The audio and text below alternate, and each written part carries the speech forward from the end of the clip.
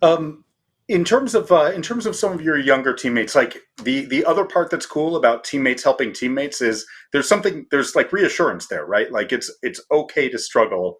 It's okay to struggle while getting your footing. But I don't know. To me, I think that it's been very interesting to watch kind of this quote unquote generation of players arriving in the big leagues, because I do think that you have players who are really hard on themselves at times, in ways that can be, in ways that first of all shows that they care like crazy, right? Like there is, like guys will beat them when you see someone beating themselves up, it's because they care about being really, really good, and they hold themselves to a high standard for themselves, for their teammates, for the fan base.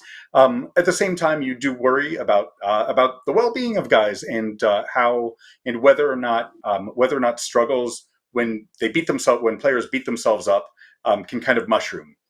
How do you see the dynamics of the clubhouse as they currently, and what it's like to be a young player, kind of if you think back to this experience that you're watching in front of you as opposed to the one you experienced back when arriving in the big leagues in 2015, 2016? What do you see?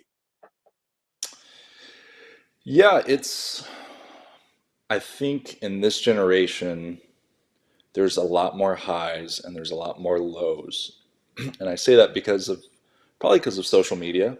As great as social media is, if you flip on Instagram, you see the highest of highs of highlights, and then you see guys who, they blow the game or whatever it is. And, this is kind of a flash of, it's not really the game.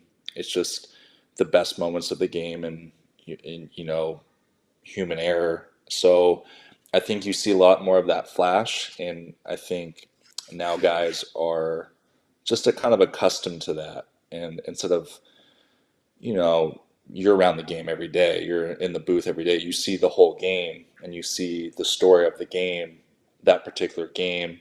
And, when you're watching highlights, you just see the best and the worst. So I think guys sometimes grade themselves on that, which is unfair.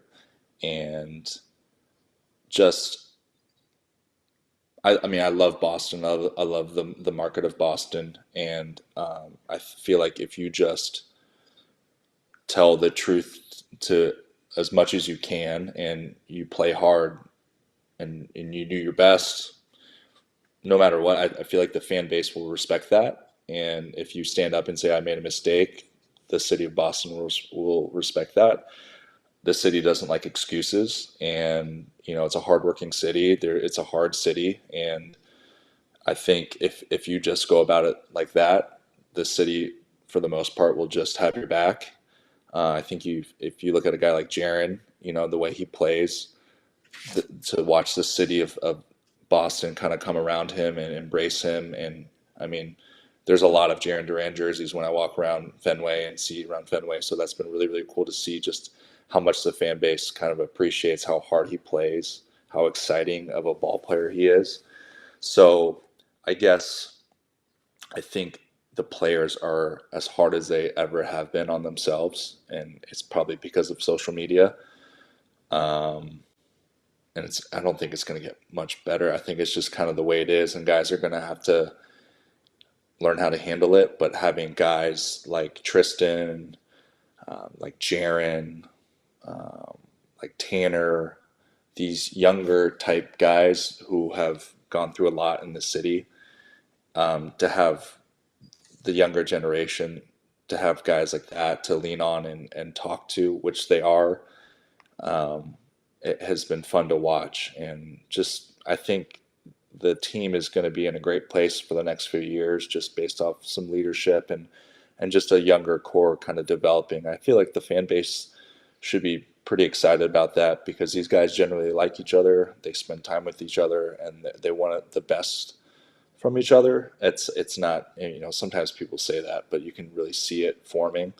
Um, and I think they'll be playing winning baseball long after I'm done. I mean, shoot, I'll be chasing my kids around the backyard, and they'll still be playing baseball. I'll be long gone, but it'll be fun to watch those guys just turn into a really fun core for the next few years in Boston. I don't know. You probably shouldn't assume that, given that your career arc is going this way into your 30s. So who knows? Maybe you'll still be playing into your 40s after after Jaron and Tristan retire. But it is interesting hearing you talk about what the environment is like now.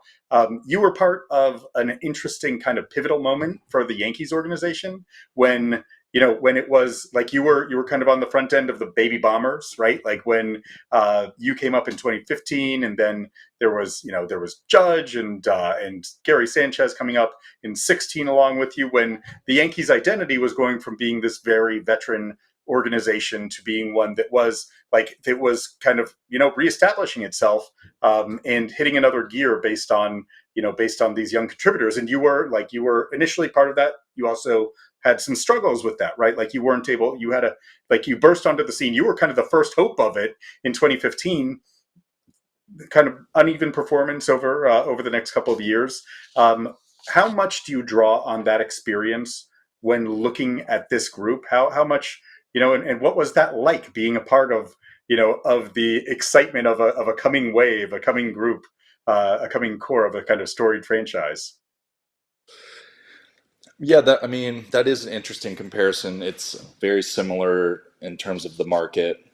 The city of New York, the city of Boston, they just expect winning teams. They expect a great product every year. And I remember those first few years in New York, it felt very similar.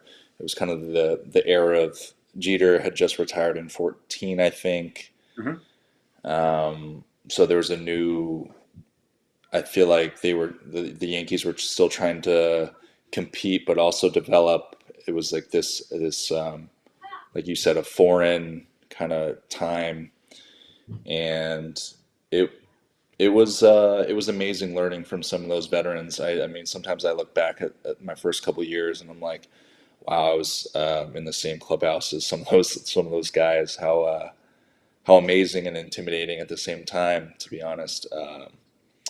So yeah, just pretty similar, you know. Obviously, the fan base knows that we've been the past couple of years haven't been is up to par in the city of Boston and what the Red Sox expect. You're developing this young core, and there's a lot more mistakes being made than I'm sure the fan base wants. But I think for those diehard fans, you're kind of seeing those guys take the next level. I mean, if you think about the defense early on in the year and what it is now, and watching Rafael bounce from shortstop to center field, and Abreu and Jaron, those two combined have, I think, created the most defensive runs saved in baseball in the outfield. Uh, and Tristan's been on the you kind of can go down the line and see that young core forming. But yeah, looking back at my first couple of years in New York, it's very similar. Just guys trying to find their footing at the major league level in the AL East. It's not for the faint of heart. Not easy. Along those lines, like it's worth you were around Judge when he was coming up, right? Like, and obviously a massive, literally and figuratively, talent. But also someone who you saw up close those struggles that he had when dropped into the major league environment for the first time, right? Where it was like a 45% strikeout rate in 2016.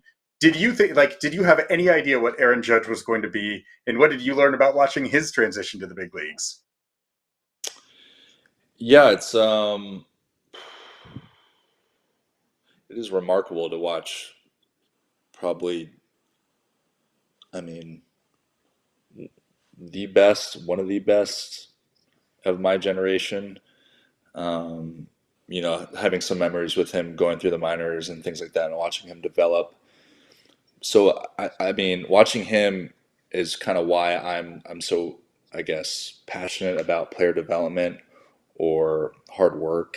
I mean, no one's a finished product when they get to the major leagues, especially now, with all how much information there is, and you're going to get exposed if you have some major holes in your game, and you're going to be celebrated if you do some things well. So watching Aaron go through that year, and then completely devote his whole off season to hitting and that craft, was special, and to see him, get rewarded for all that hard work. And I don't think people realize how many micro little adjustments he makes throughout the season. Even this year, I think, I don't know if we're talking about it enough, but the adjustments he's made, I don't know personally, but just watching his games and things like that, the huge difference in batting stance from early in the year to this year, from his MVP season.